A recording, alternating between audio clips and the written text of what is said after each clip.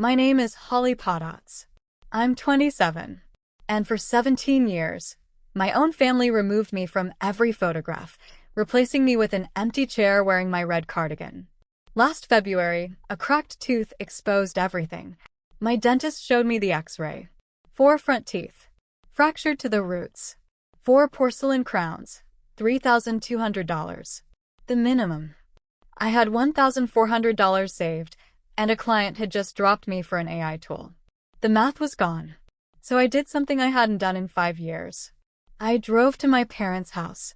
My mother answered with iced tea in her hand. I slid the estimate across the granite counter. She glanced at it for 3 seconds, then looked at me the way someone looks at a decision they made long ago and resent being asked to revisit. Holly, just don't smile so much. You're not in any family photos anyway. Why would we waste money on someone no one even remembers? Then my father walked in, picked up his keys, and said without looking at me, "Carol, we'll be late for Brandon's ceremony. They're giving him a $4,200 trophy. It's a whole thing." He said it the way another father might say, "We're out of milk." I picked up the estimate. Her glass had left a wet ring on Dr. Halverson's paper. I rolled it, slid it into my coat pocket, and walked out. From inside, I heard my mother whisper, "She still doesn't get it." That night, I searched her name on Facebook for the first time in years. Carol Potts. 4,200 friends. Profile photo. My father, my mother, my brother. In front of Niagara Falls at Christmas. Type frame. A strip of empty winter sky on the right side that didn't look natural to someone who retouches photos for a living. I scrolled back. Thanksgiving. Easter. Christmas. 3 people. Always 3. Always the same 2 clean edges. I opened my notebook and wrote 1 line, clone stamp artifact.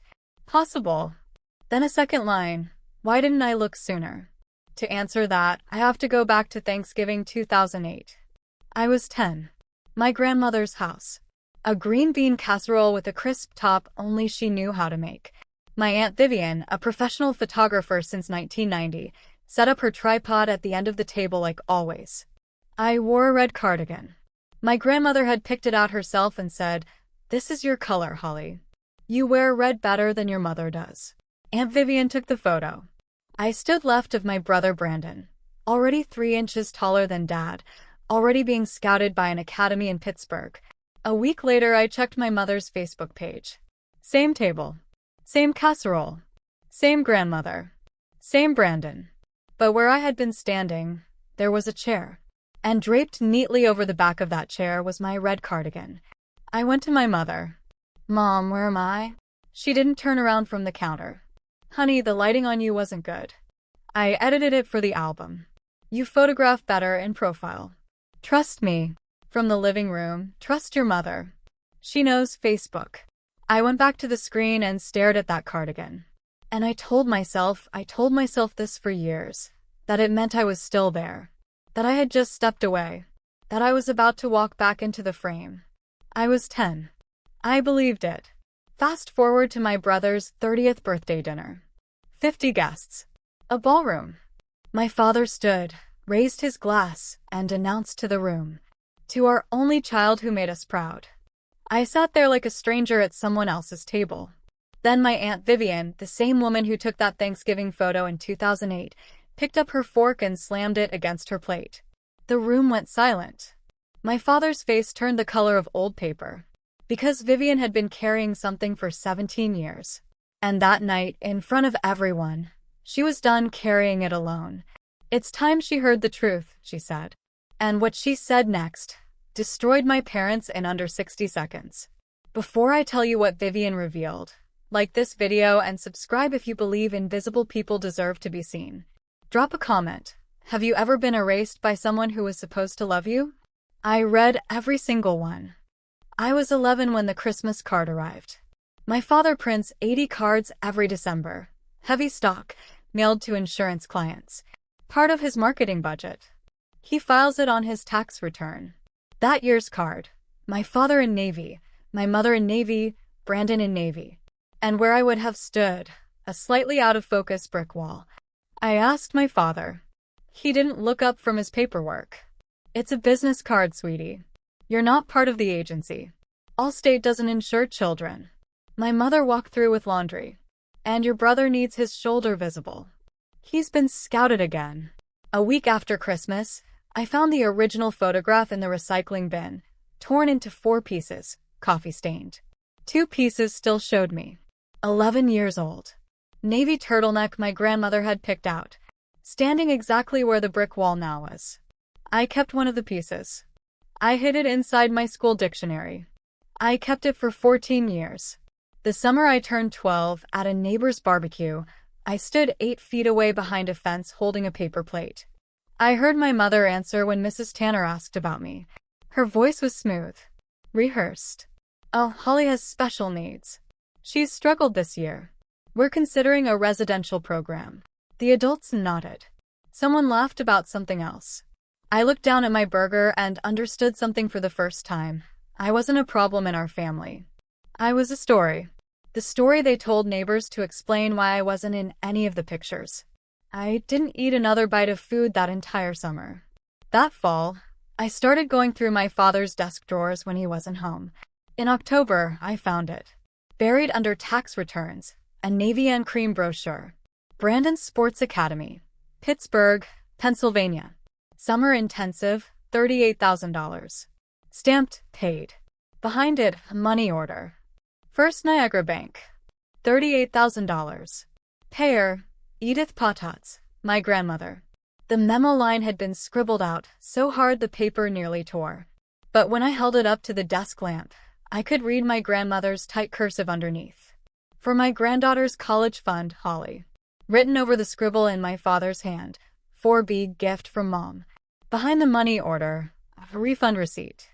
$400. The summer art camp my parents had told me they couldn't afford. I was 12. I put everything back exactly as I'd found it. I closed the drawer. And I didn't tell a single person for 15 years. At 14, my parents told me over dinner on a Tuesday that I was going to St. Cecilia's Academy in Lancaster, Pennsylvania. 4 hours and 45 minutes from Buffalo. It's for your education. Grandma is paying. They didn't drive me. They bought me a Greyhound ticket. Seat 22B. I still have it in the same dictionary as the torn Christmas card. The morning I left, my mother handed me a paper bag. Peanut butter sandwich. 3 apple slices. She kissed the top of my head. On the platform, my father said one thing without looking at me. Make us proud. When the bus pulled away, I turned and watched them through the back window. They had already turned around. Already walking to the car. The bus hadn't even left the terminal. I learned later my grandmother paid $24,000 a year, $96,000 total.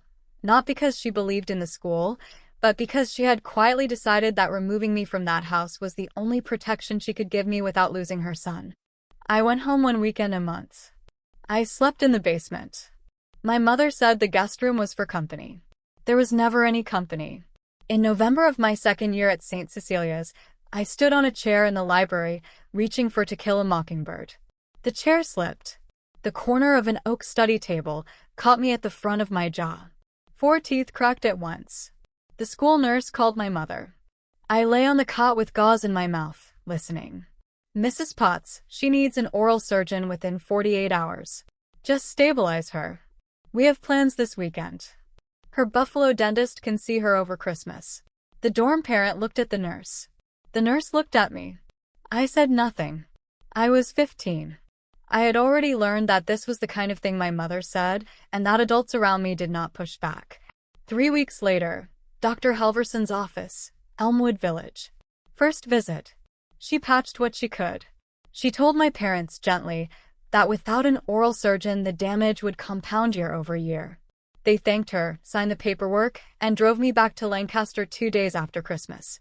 What I didn't know until much later, my grandmother had called the school the afternoon of my fall.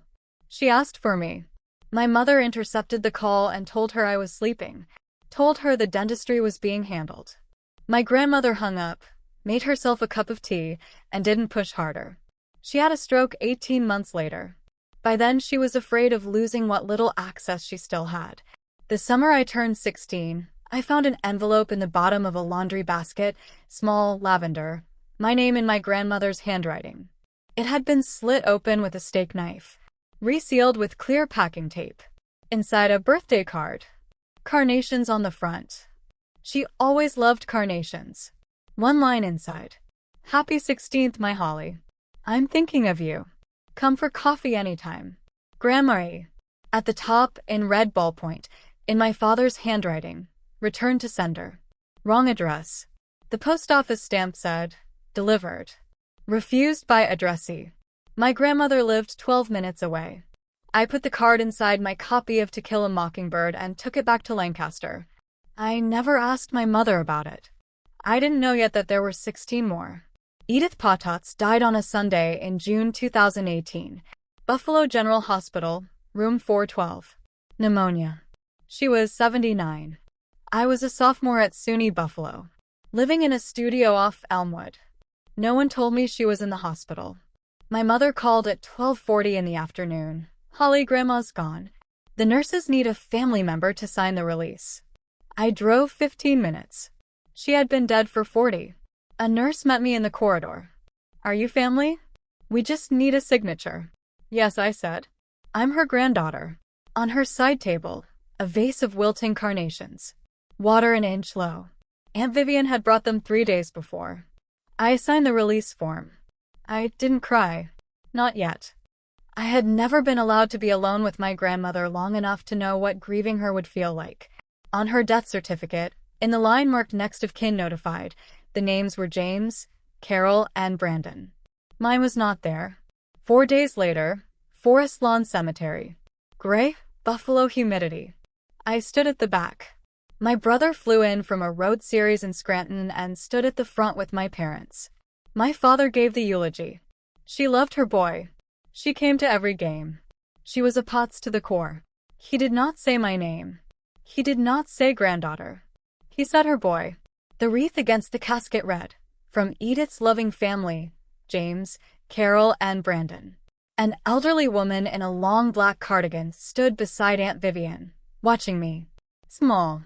A honey-colored Coach handbag.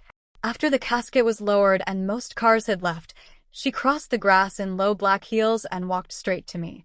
You're Edith's Holly. She showed me your high school graduation photo. She carried it in her wallet, right next to her bus pass. I had never sent my grandmother a graduation photo. She hadn't been at my graduation.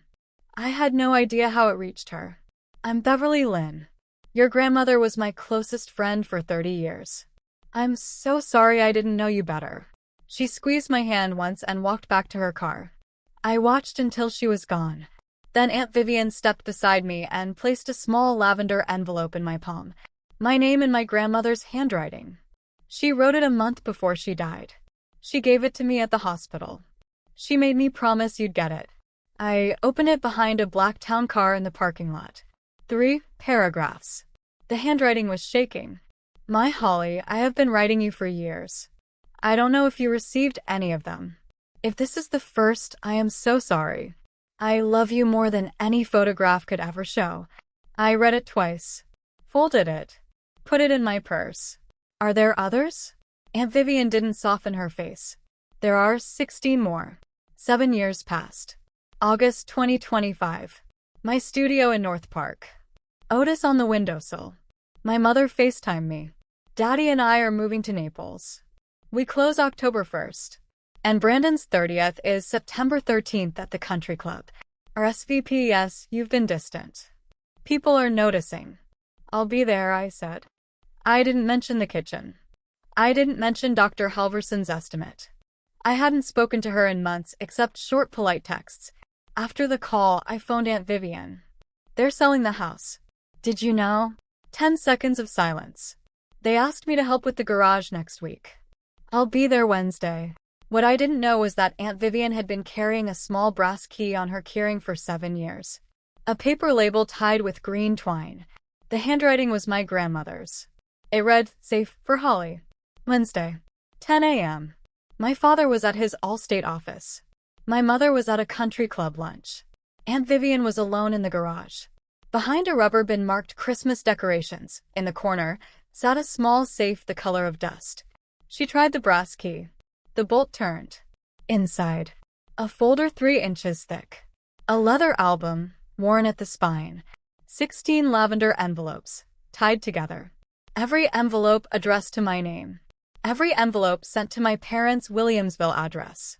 She photographed the safe before touching a single thing. She had been a photographer for 30 years. She knew that proof is only proof when you document where it came from. She loaded everything into a canvas tote, locked the garage behind her, and drove 4.5 hours north to Albany without telling my parents a word. That night and the next day, in her studio above a bakery on Lark Street, she did what only a photographer would think to do. She scanned every photograph in my grandmother's leather album. Then she opened my mother's Facebook page and matched them. Same events, same dates, same angles. 38 photographs in the album. 38 matching photographs on Facebook. In every single original, I was in the frame. In every single Facebook version, I was not. She filled a yellow notepad. Thanksgiving 2008, I'm left of Brandon, red cardigan. Facebook version, empty chair, cardigan draped over the back. Clone stamp pattern visible at 200% zoom. Christmas card 2009, I'm center, navy turtleneck. Facebook version, brick wall where I stood. She reached the bottom of the album at 3 a.m. Then she opened the folder. Bank statements. Printed emails.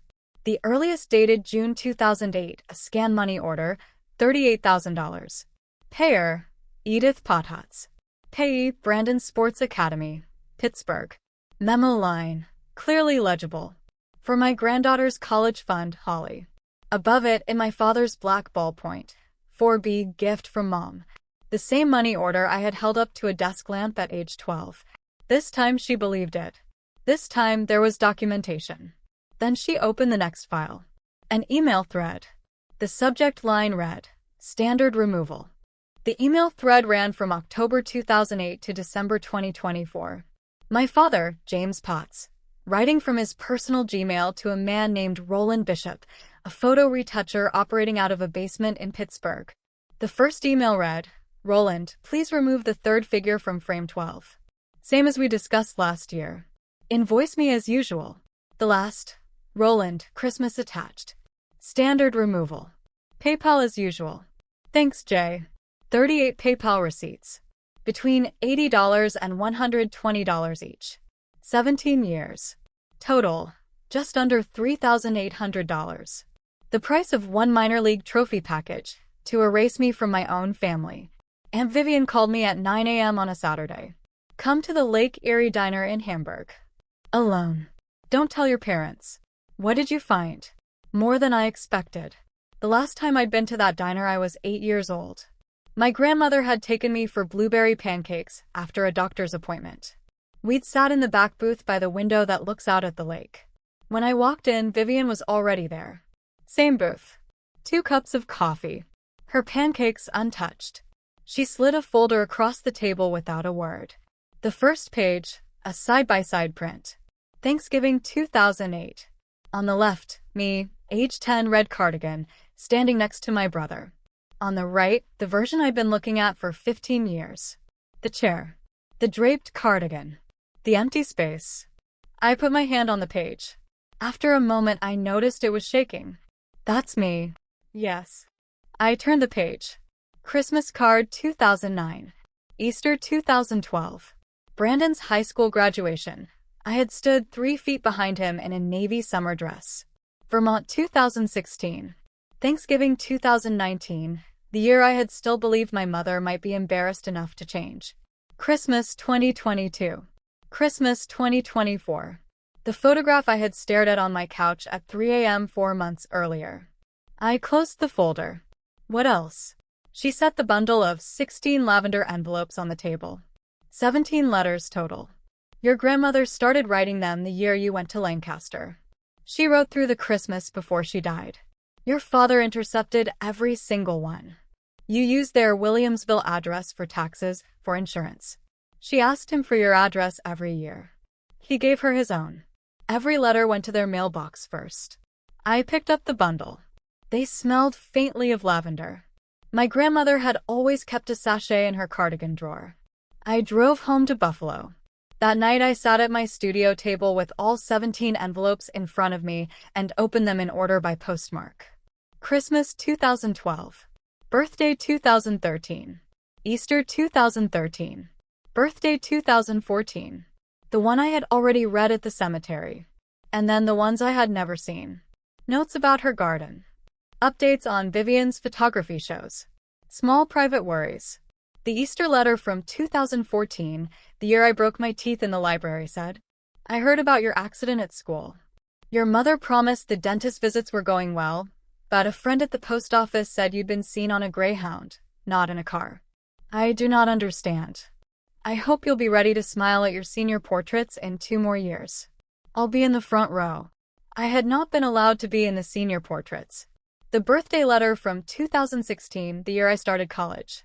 "I asked your mother for your address. She said you were settling in and didn't want mail forwarded. I don't believe her. I keep this letter in a drawer in my kitchen. If you ever ask for my letters, this one will be on top." That letter broke me, because I had stopped at her house twice that fall. I had picked apples from her side yard, drunk tea at her kitchen counter. That drawer had been an arm's length away. The Christmas letter from 2017. "How are your teeth, dear? Your mother said you decided against further surgery. I hope you are pain-free." I had not decided against further surgery. I had not been asked. The Easter letter of 2018, written 8 weeks before she died. Her handwriting was looser. She had been tired.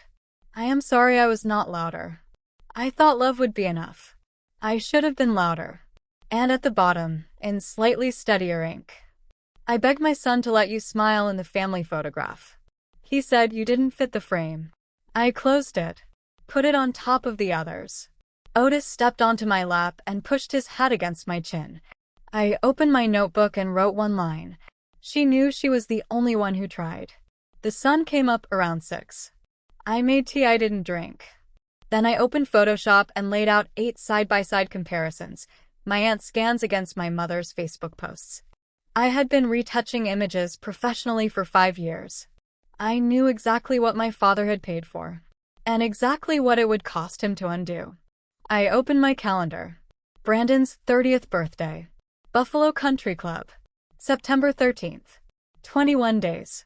I said it out loud to Otis, 3 weeks. The week before the party, I drove to Albany and sat at Aunt Vivian's kitchen table.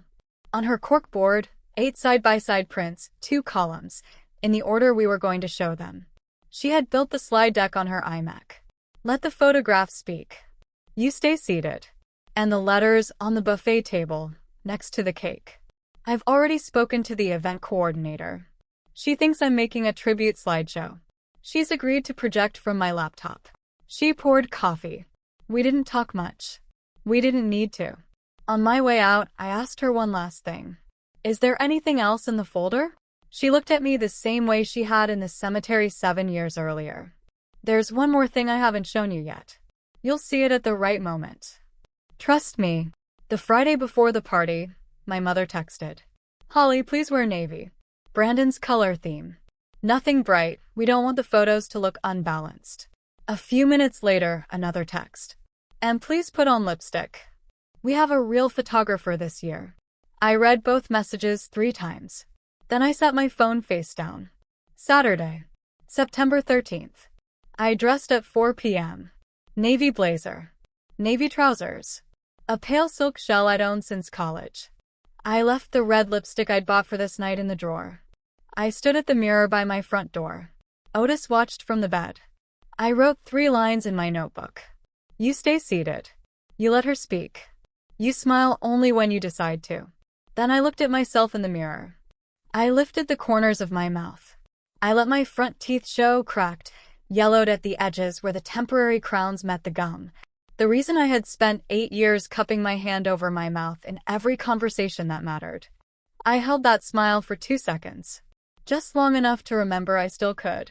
Then I picked up the canvas tote, MacBook, USB drive, bank statements, email thread, 17 letters, put it over my shoulder, picked up my keys, and drove 12 minutes to the Buffalo Country Club. Coffered ceiling. 3 crystal chandeliers. A mahogany bar. 50 guests already inside. And my family at the front of the room, not yet knowing that tonight, everything they had buried for 17 years was about to be shown to every single person in that hall. Here is Part 5, the moment everything breaks open. Rewritten to 1/3 the words. Every scene preserved, built for maximum impact. Holly Paddots erased. Part 5. The banner above the main table read, Brandon, 30 and climbing. The napkins were navy with the Bison's logo. The 3-tier cake had a fondant baseball cap on top and script on the second tier, Brandon, our pride. I walked in at 7. A woman in her 60s with platinum hair stepped in front of me before I could get through the second set of doors. Excuse me, dear. The catering kitchen is through that door. I smiled with my mouth closed. I'm Brandon's sister. She blinked 4 times. Brandon has a sister. Yes. For 27 years. She moved aside. At table 4, a small old woman in a long black cardigan stood up almost immediately when she saw me. Coach handbag, honey-colored. Beverly Lynn. I hadn't seen her since the cemetery 7 years ago. She took both my hands in hers. She kept your photograph in her wallet always. The one in your cap and gown from SUNY. Right next to her library card. She told me every year that you were doing better than your family knew. I nodded once. She squeezed my hands and went back to her seat. My name was on the seating chart at table 9, the farthest corner of the room, between my father's old college roommates and a handful of clients from the 1990s. Brandon sat at the round center table with my parents and 3 men in dark suits wearing Toronto Blue Jays scout pins. Aunt Vivian was at table 2, as close to the center table as she'd asked to be. The event coordinator had assumed it was for her toast. The slide projector remote was already in her purse. When I sat down, she looked at me once. No nod, no smile. Just one quiet breath. That was enough. At 8:15 the lights dimmed. A waiter rang a brass bell. My father stood with the gold microphone, and I could tell he had practiced. From the moment Brandon was born, a pause, a small swallow, we knew this child was going to be different. Some children are made to be remembered. Some are made to be loved quietly. Polite laughter. The guests thought it was a joke about parenting an athlete. My wife and I spent 30 years making sure this young man had everything he needed. There were sacrifices made in this family that nobody in this room will ever fully see. I sat very still. Tonight to my son. To the only child who has ever made us proud. 50 glasses went up. Mine stayed on the table. At table 2, Aunt Vivian picked up her fork and slammed it against her plate. The sound was small. Half the room turned. She stood. She picked up the second microphone the event coordinator had placed beside her 2 hours earlier. She looked directly at my father. James, before you sit down, it's time she heard the truth. The muscle at the corner of my father's jaw locked. Vivian, sit down. This is Brandon's night. She has been the third figure in every family photograph for 17 years. It's her night too, James. My mother grabbed my father's wrist with both hands. James, sit down now. He didn't sit. Vivian's voice stayed completely calm. It had been calm at the cemetery. It had been calm at the diner. It was calm now. James, I have all 38 originals from 2008 to last Christmas. I have your emails to Roland Bishop. I have the 17 letters from your mother that you never delivered. And I have a projector hooked up to the screen directly behind you. My father's face, slowly from the cheekbones down, turned the color of an envelope nobody has opened in 20 years. He turned around. The screen that had been set up to play Brandon's career highlights was glowing pale blue. Waiting. Aunt Vivian raised the remote. The first slide appeared. White serif text across the top. Thanksgiving 2008. Left side, my grandmother's dining room. The green bean casserole. The candles. Brandon at 13. My parents. Me, 10 years old, red cardigan. Standing slightly left of my brother. Right side, the same room. The same casserole. The same candles. My parents. Brandon. And where I had been standing, a wooden chair. My red cardigan draped neatly over the back. 50 people went quiet at the same time. Not the silence of shock. The silence of people who had been told one story for years, watching a completely different story load on a screen. My mother stood up. Her chair caught the rug. This is a joke. Vivian, stop this immediately. We have guests. You're right. We do. Vivian clicked the remote. Beverly Lynn stood up at table 4, before the second slide had fully loaded. That's Holly. Edith showed me that photograph. I have a copy of it in my address book at home. She sat back down slowly. The second slide, the 2009 All-State Christmas card. 80 prints mailed to every client my father had insured that year. Left side, 4 people in navy, me at 11 in a turtleneck. Right side, 3 people in navy and a brick wall. Third slide, Easter 2012. Fourth, Brandon's high school graduation, 2013. Fifth, Vermont, 2016. A covered bridge, all of us in the original, 3 of them in the version that ran on Facebook. Sixth, Thanksgiving 2019. Seventh, Christmas 2022. Eighth, Christmas 2024. In every original, I was in the frame. In every version the world had seen, I was not. By the 5th slide, 2 women at table 3 were holding hands across the table. By the 6th, my brother had stopped looking at the screen. He was staring at his own hands. By the 7th, my mother had stopped denying anything. She was just standing there. At table 7, a young woman in a green dress had been recording since the 2nd slide. Her name was Madison Lockhart, 22 years old. Communications student at Niagara University. A distant cousin on my father's side. She had not stopped. Aunt Vivian clicked the remote. The 9th slide was not a photograph. It was a screenshot of an email. From jpots1969@gmail.com to ourbishop.retouch@gmail.com. Subject, standard removal. Roland, Christmas attached. Standard removal. PayPal as usual. Thanks, Jay. The room did not breathe. My mother sat down. Her shoulders folded inward in a way I had never seen. Aunt Vivian stepped down from her chair and walked to the buffet table beside the cake. She had asked the event coordinator earlier to clear a small section of the linen. 17 lavender envelopes were arranged in a fan, each one labeled in my grandmother's handwriting with a year. She picked one up. Christmas 2014. Stamped. Return to sender. Wrong address. Postmarked from a Williamsville post office 12 minutes from my parents' house. She held it up so the room could see. Then she set it back down. She picked up another. And another. 17 years. 17 letters.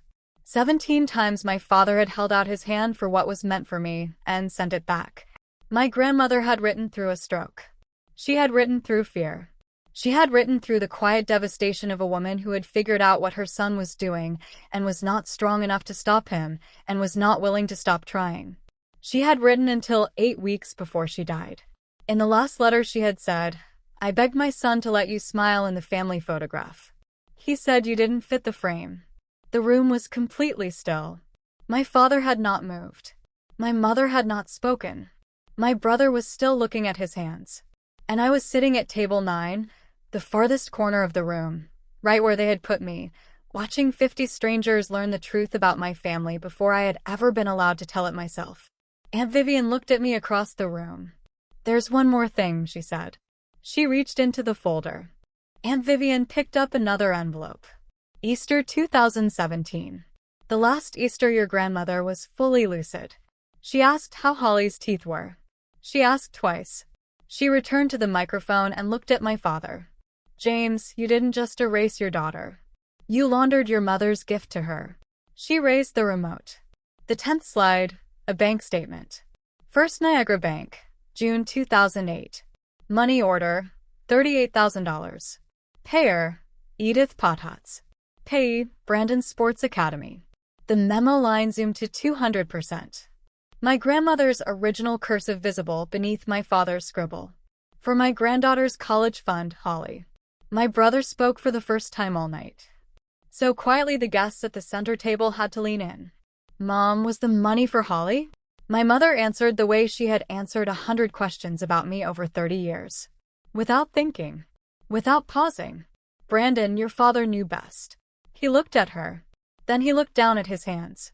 He pressed both palms against his forehead like a man trying to hold his skull together. Aunt Vivian walked from the buffet table across the room to table 9. She stopped at the seat beside mine and placed one final envelope in my hand. Sealed. This one she asked me to give you only at the right moment. I opened it with my fingernail. 3 lines, written in slightly steadier ink than the last letter had been.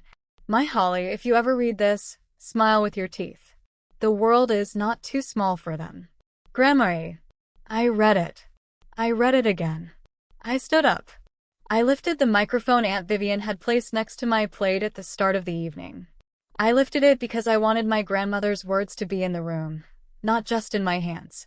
I read the 3 lines aloud. The hall was so quiet I could hear the air conditioning vents. I set the microphone down. I picked up my canvas tote. I looked at my father, sitting now, gripping the tablecloth with both hands like a man trying to hold a tide in place. I looked at my mother, crying without making a sound. I looked at my brother, who had not lifted his head. That's all I have to say tonight. I walked out of the hall. At table 7, Madison Lockhart lowered her phone. The recording icon was still red. By 11 p.m. that night, 80,000 views. By Wednesday, 2.3 million. Beverly Lynn shared the video to the Williamsville Community Facebook group that Monday. 5,800 members. By Tuesday, 2 of my father's largest insurance clients had transferred their policies to a competing agent. By the end of October, he had lost 12. By November, my mother had been quietly asked to step down from the Williamsville Garden Club, the school PTA she had served for 19 years, and the boards of 2 local charities. In early December, my parents sold the Williamsville house for $40,000 below asking. They left 2 weeks later for a rented bungalow in Naples, Florida. They did not call to say goodbye. I did not call them. There has been no contact since. My brother's AAA contract with the Buffalo Bisons was not renewed. He took a coaching position at a private high school in Rochester and moved into a 1-bedroom apartment in Brighton. He sent me one text. Hall, I should have asked. I'm sorry I didn't ask. I'm in Rochester now. Coffee when you're ready. I didn't reply for 4 months. In January, I went back to Dr. Halverson's office on Elmwood. I paid $3,200 from my savings in 2 installments. 4 porcelain crowns. 3 appointments. At the last one, she handed me the mirror.